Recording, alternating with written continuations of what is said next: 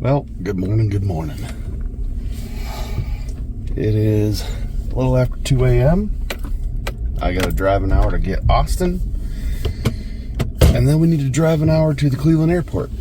And then from there we have a layover on our way to Portland, Maine. So, good morning. I'm Nate. This is Bissell Maple Farms YouTube channel, and you're in my truck. And we will be driving for a bit here. But kind of excited.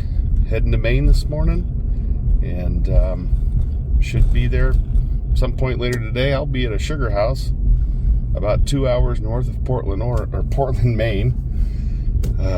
All too many Portlands. But yeah, and then the next day we'll head up to Jackman.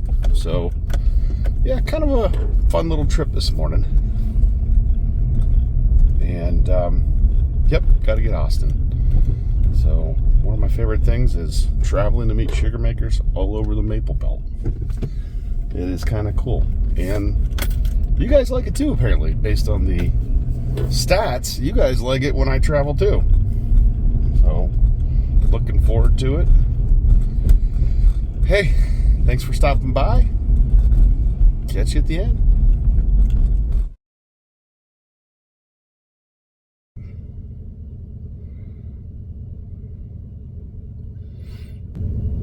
Look at them. I feel like I'm bringing Maine to Maine. What's up, dude? Hey. Did I wake you? No.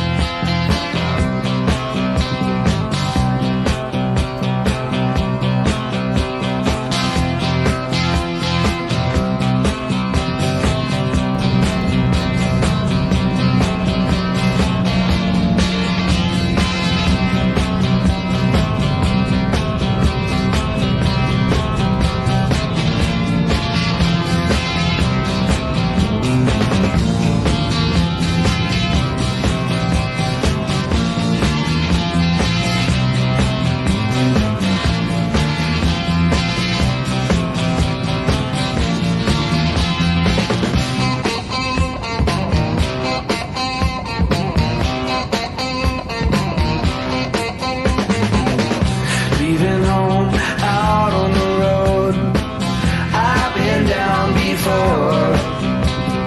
Riding along on this big old jet plane, I've been thinking about my home.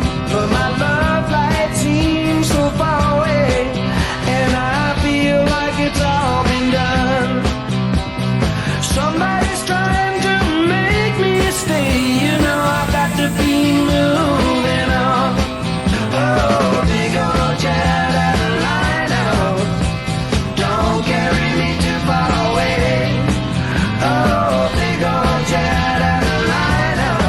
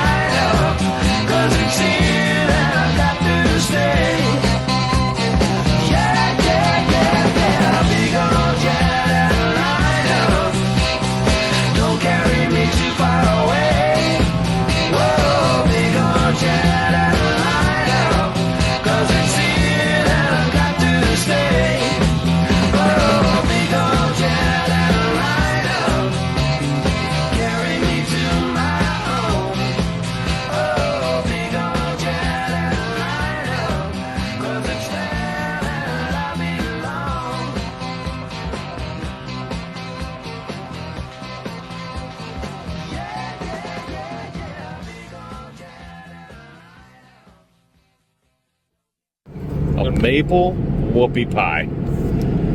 Somebody makes them in Portland, right? Who? Skowhegan's where I get mine. Skowhegan. That sounds Indian. We're gonna go right by it. Oh, really? Yeah.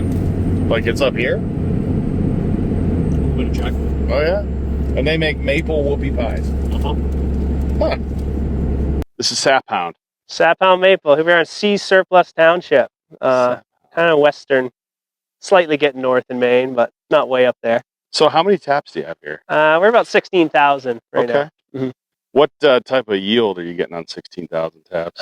We average 0.41 gallons Well, that's pretty good. of syrup per tap over the last 5 years. And you are organic. Certified organic, yes. Cool. And how did we end up meeting you? I don't know. Keith watched your videos and Keith is a reached out, and you made a big trip to come and see us. So. Keith is one of our subscribers. I think we were talking on the YouTube video and in the comment section below, and you reached out. And I've been wanting to get to Maine because we have customers or potential customers that need Maine syrup. Yeah. And I have yet to buy Maine syrup. Yeah. Well, I got some stuff for you to try later on and show you what we do here. And Keith is my everything Mr. Fix-It man. So nice. He's super valuable. Well, he loves maple. Yeah. Now, you're is this what you do? Is this your yeah, I do it year round. I shouldn't say I make a year round living on it, but I do it year round. Gotcha. I've been working at building out to a point where it does start to make some sense. How far do you live from the I live an hour 45 minutes from here, but then we have a camp just upstairs in the production space. do you call this a sugar camp? Yeah. We call it Maple Camp, same thing. How many are on this road? Like how many people live on this road? No, like sugar camps. Is there quite a few on the road? No, just us. There's one producer that has like 150 taps maybe down the road from us. We're not that far north in Maine, but we're at like 1,750 feet here, and the top of the sugar bush is at 2,600. So we're kind of more of a northern Maine season here. Gotcha. We're very snowy. It's definitely colder here. We've had snow on the ground. Yeah, usually on the ground for the last month. You ever see bear and moose out here? Yeah, we certainly have plenty of them around. No kidding. I was in Kentucky last week, and they got a small maple industry growing. And do you know what they call squirrels? Timber chicken. Timber chicken. Ooh. Luckily, we don't have a ton of squirrels here. We got a lot of owls, so it keeps our squirrel populations reasonable. So yeah, my wife and I started about 10 years ago at a totally different location than this, and we started this about 5 years ago now, or something like that. Gotcha. So we had a 2,000 tap operation. We started in Brownfield, in the town we live in, and then we bought out a guy that had a lease here that had been doing it for 20 years or so, and it was more or less kind of start from scratch for building out a bigger setup. Did you make syrup as a kid? I mean, I didn't. I always wanted to, and so yeah, it was 10 years ago. I had 30 taps. Wow. No. 30 to 17,000. Yeah. Or 16,000. 16,000. Wow. So yeah, we do. It's a 5x15 master evaporator, oil fired. We started here. We had almost the same size, but a wood fired rig that we burn 30 quart a year on, making a quarter of the syrup we do now. Oil's definitely easier than firewood. It is easier, yeah.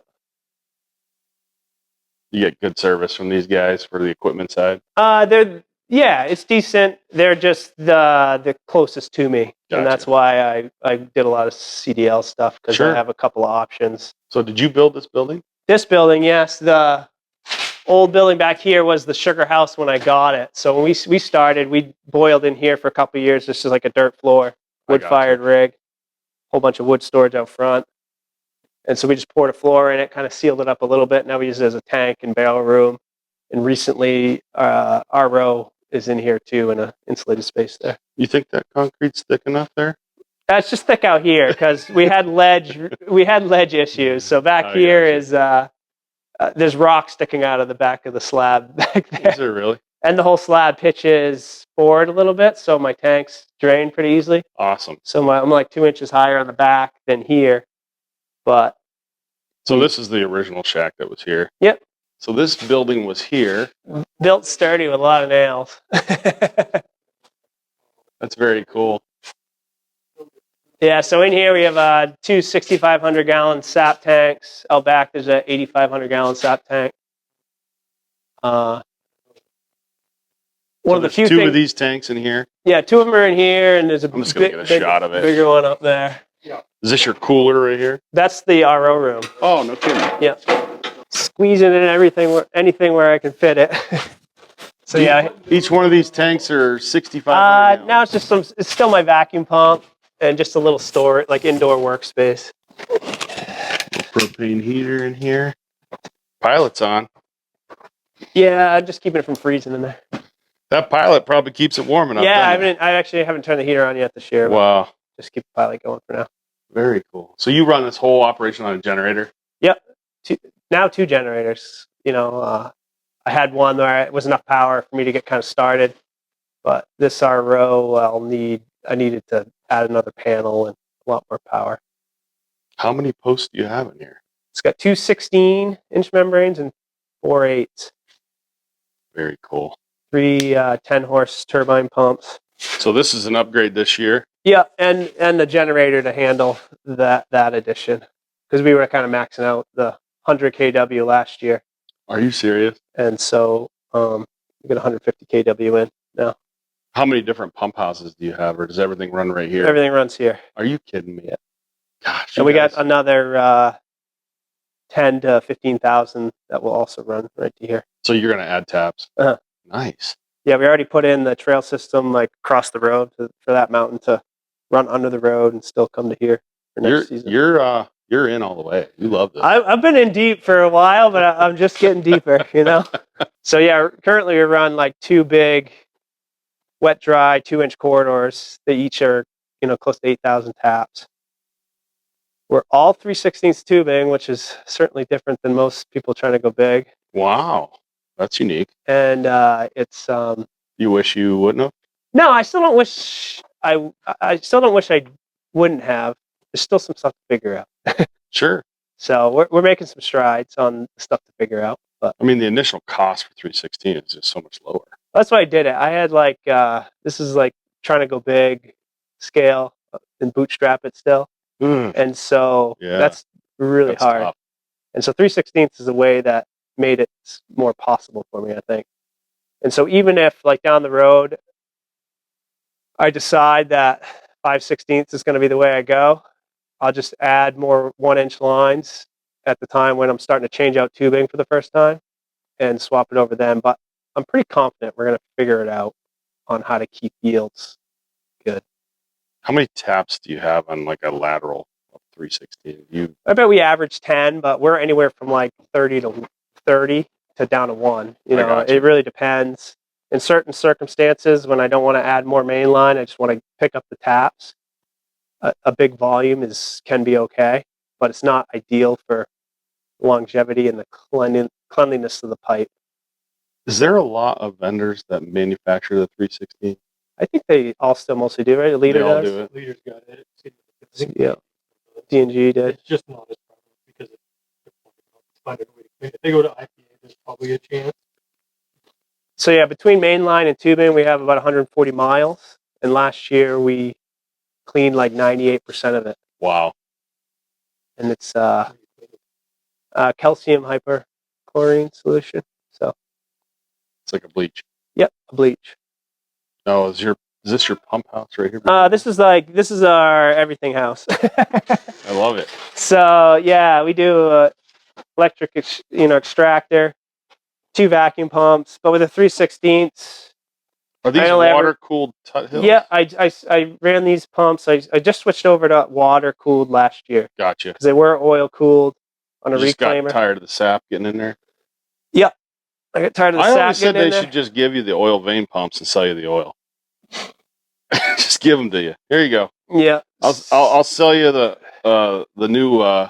Yeah. So with the 3/16, I think you need less vacuum overall, and then you also the top end isn't quite as important because 95% of my taps are at full vacuum, with just, 20, 25 inches in the main lines. Like with Yeah. these, when everything's nice and tight, we can pull 27 inches, but probably we average 26 inches of vacuum. That's still pretty dang good. Uh, Generally, yeah. Sometimes at the beginning of the year when we have lots of problems, you just want to hear the air a little bit more. We can just run both, Right. but you don't need both of them. You get nice water probably right off the mountain. Yeah. We were just gonna like gravity feed. Like it doesn't take much of a water flow to keep them cold. Like you just run a trickle, and I just been running off the well pump because it was easy. Right. And I'm running in basically the volume of like a 5/16 tube. These are pulling in water, spitting water back out into here, but also spitting a little steam and exhaust out the outside. As long as we're keeping this tank fairly cold, like below 80, 90 degrees, the pumps are running pretty nice. Yeah. And so it doesn't take a ton of water to do that. Very cool. And yeah, we did it off the tank. So if for whatever reason, if your water ever stopped, they're not just going to burn up. It'll start getting hot and steam before, and you'll have time to see that as a problem. Yeah, heck yeah. What is your biggest challenge right now, would you say? What's your biggest challenge with the maple operation here? Being profitable enough to keep growing. It's hard to grow. Yeah. And, grow on the cash that you're trying to produce. Yeah, because no one would lend me enough money to like just fire up one of these from do it all right from the get go. So it's like just trying to keep building as we can. I think we're close to coming over the hump. Yeah. And there's certainly plenty of places that would stall you out. So being like very persistent is what you need. How many people do you have helping you here? It depends. So you got Keith. Yeah, Keith does some part-time, and then other times of the year, like during the summer months, I usually maybe have another part-time or almost full-time person during an install year. So who's maintaining the woods during season? Yeah, so me and one other person mostly do it. You don't have any monitoring? No monitoring. I'd love to. I'm just trying to weigh that investment over more pipe investment. Pays for itself in a year. I know, but so does pipe. That's true. So the biggest challenge is cash. Yeah, and here, like having I haven't needed a ton of help up to this point, but as I'm looking at scaling up, like having enough help around, there's just not no one lives here hardly. There's Austin's office right there. That's employee housing. Employee housing. Yeah. I heard a good one the other day. We were working with a sausage company. We have the same customer, and we went out and met with them, and Fred was getting a little, he's a jokester, and he goes, "So what do you guys do with all the lips, eyelids, and buttholes?" And the owner of the sausage company says, "Well, we turn them into managers and sales reps." I'm like, that's pretty good. Fred like that. Yeah, he did. That was smart. Yeah, so our 2-inch corridors go up about like 3/4 of a mile. We sort of just split here and spread out between the 2-inch corridors, and so we're coming out of both sides with 1-inch lines. And our 1-inch lines, depending on terrain and volume of taps, were usually like between 200 and 250 feet apart. And we try not to go over like 450 taps per 1-inch line, but we usually try to maximize the amount of taps coming into 1-inch line, like up to that point. So some of the 1-inch lines are fairly long. We just put them a little closer together so you don't overload the 1-inch. So you run 2-inch wet dry up the mountain. And 8,000 taps, maybe a little much on that, but I don't know for sure. Certainly, like you get over 500 taps on a 1-inch, that's too much. I bet you it really comes down pretty quick coming down this hill. Yeah. So we drop, what is it, like 800-900 feet in elevation? From top to bottom? Uh-huh. And what is the elevation where we're at right now? 1750. We're just so you're over 20. Just over 26 up to the top. Wow. Then you got paths built. Like how do you travel? Like what do you use to get around? We have like a 6-wheeler, few 4-wheelers, some snowmobiles. You tap on snowshoes? Oh yeah. You Do don't. you tap with a ladder You don't need when to there's tap with no a ladder. snow? You sometimes have to pull with a real long tap puller. I Like got you. I buy the tallest ones. Yeah, and sometimes those need an extension. So when you're out here in the off season, all your taps are above you. Yeah, Like we try to run we run our main line fairly high too. I mean, it's a pain to set up that way, but just the snowpack and keeping out of the animals, it's like worth the extra effort to run that main line fairly high as the best you can.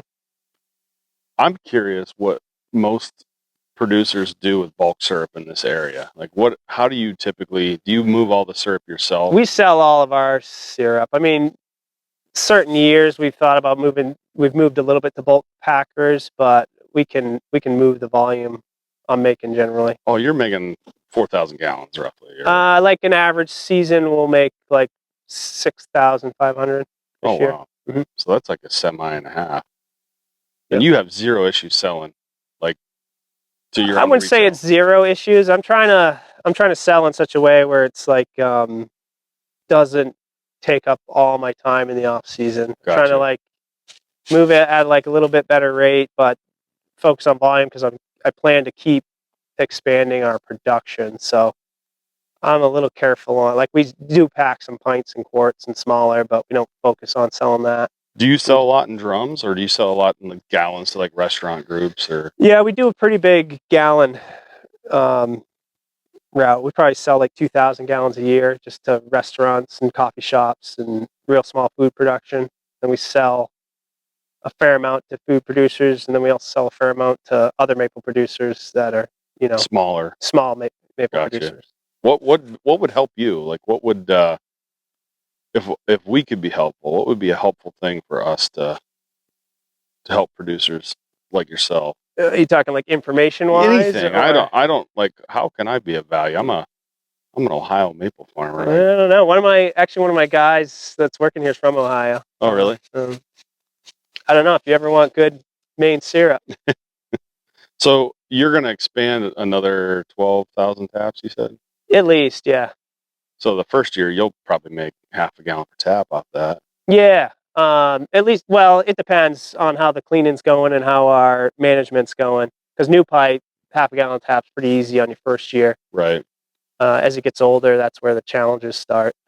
And so that was like the big deciding factor. If you have the choice to install 3,000 taps in a year, or 6,000 taps in a year, Do the six. and like the first year is going to be at least as good, if not potentially better. There's some value in that, and I was willing to take that risk, thinking ahead at like dealing with the challenges of 3/16. And I probably wouldn't have, but I'd started that first operation all 3/16. So I had some experience with dealing with that. It stinks having a bunch of different size fittings. Yeah. Like whatever you do, like do it all the same. You same. got to commit to it. Yeah. And we're committed to it, and we're still like whatever we install next will still be 3/16. Because you already have the tools. Yeah. You know how it works. And I still I think I'll figure it out. I think I'll figure out a way to keep the yields good enough that I would stay with it. When do you plan on expanding? Next year. Next year? Yep. So basically you would like to bulk syrup out to help recoup that cost, but over time build your own markets to get a higher price per pound. Yeah, and at a very minimum we'll add 5,000 taps next year. It could be substantially higher than that. No kidding. Just want to come in and try some syrup? Heck yeah, man. Come on in. Everybody likes to test my taster.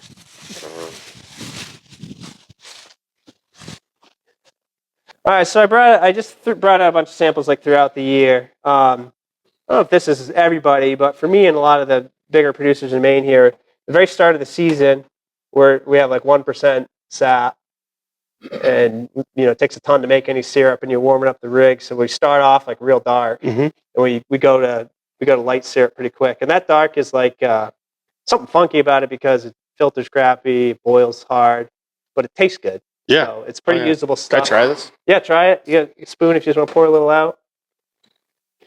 Heck yeah. If you're making sugar, I don't think that would be the right thing, because in Somerset County, Pennsylvania, there are no spoons. They just slurp it right out. They just pass it around. I didn't know how fickle the group is. I guess if you're it's freaking good. That's good. Yeah, so there's How much of this do you make? probably That's really a good, very small man. percentage, but any given year, 500 to 1,000 gallons of somewhat dark at the beginning. Man, that's good. This year we made some syrup in January. It was all like that syrup was made January I see that 6th, 6th. Yeah. So what number is that? That is 22, 22nd drum. 23D. So that'd be my fourth drum. My fourth drum of our first day. Okay, so you label your drums A, B, C, D. Yeah, and Okay. and the 1, 2, 3 is just that is my first batch of 2023. Gotcha. And so you can already see by Try this. like January 6th, our third batch wasn't until end of February or whatever Wow. that is, or towards the end of March. And then is this the latest? I don't want to subject you to the latest stuff we made. Oh, I don't mind. This is like, this is the, this is, I thought, like, as far out as I can get, where it's still like somewhat reasonable. Oh yeah. I don't think There's markets for it. People put that in sausage and How much junk syrup? Well, you can try it, but I don't know if I recommend it. That last batch was more of a science experiment than like a syrup making endeavor. It's okay. Like,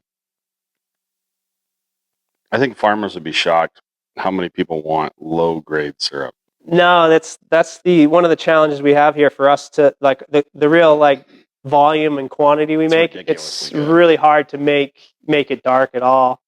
The only way for me to make dark syrup is that beginning stuff, or the sap quality is getting super poor. Dang. And then that's still a challenge, but I can make it dark now. With some. That's really light, but it's good light. What do the numbers mean, Nate? It's like 52, 66. That's the percentage of light. So Okay. anything above 75 would be golden. You're just marking your piece. I got you. Yeah. This is, I mean, that's the worst you make? No, that's not the worst. Oh, I was gonna say. I stopped at the point where I was starting to go real bad. Like if that was your science experiment, No, great out. Yeah. I don't think you want the science experiment. If you really want it, I'll get you some. It's bad, especially if you taste it. I was like pulling some out before you guys came to see like what I should have you try, and I tasted all through those, and then I tasted the end. It's not bad like when you're making it through the year because you're progressively getting there. But if you taste it against something that's real good, it's like. And when it's warm, it's not near as bad. Yeah. Yeah, man, that's excellent syrup. This is all organic. Yep. Actually, we're certified kosher too, because part of our direction is food production companies, and that's an avenue we're starting to make some progress in. Because that's a lot less people are willing to do that kosher certification. It's work. Yeah. I mean, there's nothing we have to change here to be kosher. It's a tax. You got to just pay the spend tax. some money to do it. So yeah, that's as we scale up. That's the more accounts that can use barrels or totes or whatever that need some certifications and need consistency and quality. Which we try hard to do our field run syrup as if it's stuff that's going out the door. Like Sure. to be sent. So we're not like repacking like a packager would. So, if something goes wrong while we're bottling, we just write it on the barrel. I can use it here because we package enough syrup, and I can keep tabs on, like if, it was a filter paper blowout or it wasn't hot enough to be packaged right. So we're kind of focus on like our field run is ready to be used in a food facility. It's hard to do when you're running an evaporator to make everything perfect. It's tricky, but you don't. But as long as if something goes wrong, as long as you just write on that barrel, we have another use for it. So it's not a big deal for us to have a short fill, or something that wasn't fully hot packed. Or is there a way we could be helpful to you as far as like buying syrup, or is it just there's not?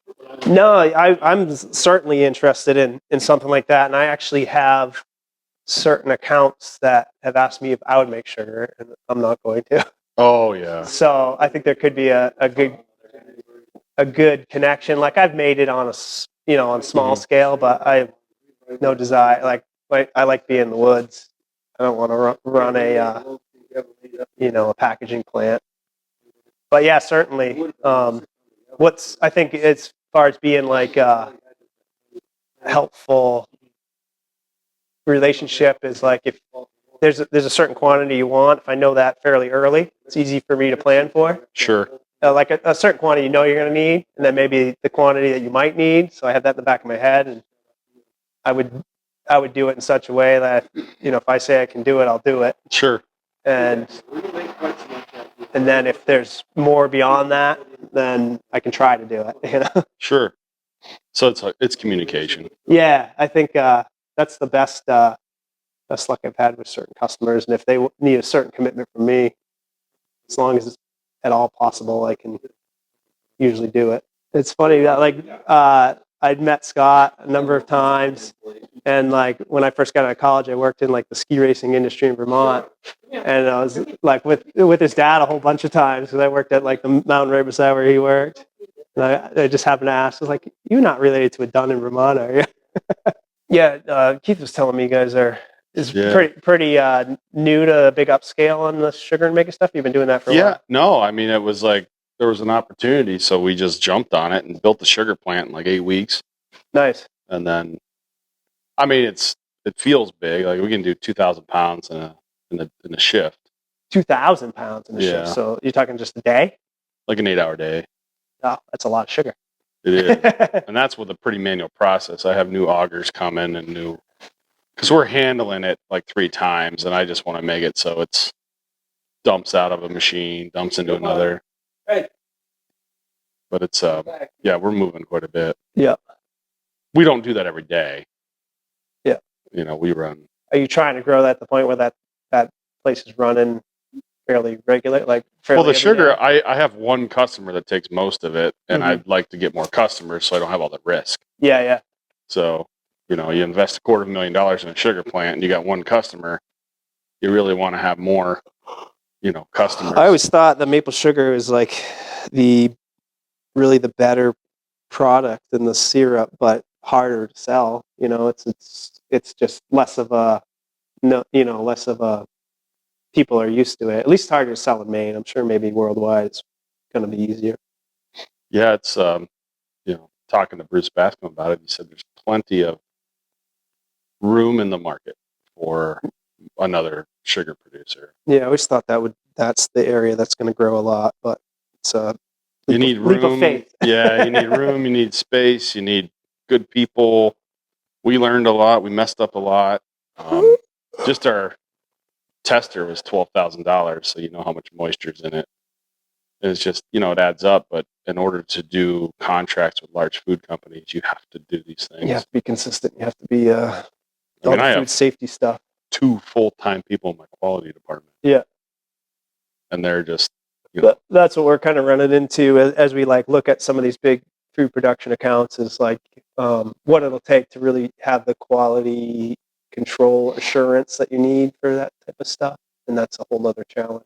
And I just any farmer, I don't understand why we can package for you, so don't turn away business. Yeah, I don't understand why farmers will pass it, and you don't have to. Oh yeah. You don't have to pass the business. Oh, I don't have SQF. Yeah. Well, we do. Why wouldn't I put your syrup in your jug? With the SQF is a very expensive investment. Yeah, yeah. I don't like that stuff. No, it seems brutal. It's paperwork. Yeah, because we looked at this one food production account where that's they were coming in to having to get that done, and there's a lot of stress and time and energy that goes. Because if you don't get it, one of my competitors will. Yeah. I'd rather help you get it. Yeah. What works best for the sugar making? Is light golden? I don't care about color. I care about. Do you like low invert sugars? Yeah. Yeah, invert's all we care about. Take some of those with you if you want, and you can test. Yeah. Sugars. I think we're generally super low on invert sugars. And I don't know if too low is bad. You guys are gonna think I'm crazy, but I swear I can taste low invert. Yeah. I don't know if it's possible, but it tastes like low invert to me. Yeah, if you want to take any samples, go ahead. Yeah. Is this something that you pulled? Did you pull these or they? Those are pulled at times a barrel. Like I take a barrel Okay. sample of everything. So it's been sitting in these jars for a while. Well, I am on an airplane. Yep. We flew in. Oh, so you can't fly that little bit. 3.4 fluid ounces. Well, either way, I could send you one too if you're curious. But I can get a lot of that. Like we make a lot of that, and we're gonna only start making more of it. And I have a number of other producers that could be interested, but the price point would just have to be where they're Where it makes interested sense. enough to do it. Is that a 303? Yeah, 3.5. Between Keith and I, we got about 2,000 hours on that, just putting in our access Are you serious? Yeah. Just putting in access roads. roads. We have about 10 miles of access trails. Is most of the gravel like on site? Like No, it's unfortunately, we got like a little bit from there, but we don't You have gotta any haul good it gravel. in, or Either rock like this, or We don't bring material out in the woods. We just work with what we got. And it's Gotcha. not good stuff. well, there's a lot of stone under here, right? Like, yeah, what it's real rocky. is Real it rocky and soil, deep rocky soil. Keith, thank you. Yeah. Thank Yeah, you. thanks, Nate, Keith, for- thank you. Thanks for setting this up for us, Keith. Oh, yeah. Getting us I'll snag your microphone. Yep. Hey, thanks for watching the end of the video. As promised, YouTube subscribers, viewers, we have a discount coupon for you on our website. So BissellMapleFarm.com, 15% off any orders over $50. Yeah, so 15% off. So the coupon code will be Bissell15. Bissell15, 15% off any orders over $50. And we're gonna have lots of swag on there. We got our order in. We got a lot of Carhartt higher end swag, because I found that if you buy cheap shirts and stuff because they're cheap, most people don't wear them. So what's the point of having swag with your name on it if no one's gonna wear it? So that's why we went ahead and went all Carhartt, Nike, like good stuff. So if you buy it, you'll wear it. And yeah, even the clothes, 15% off. So any orders over $50, 15% off. Coupon code Bissell15. Yeah,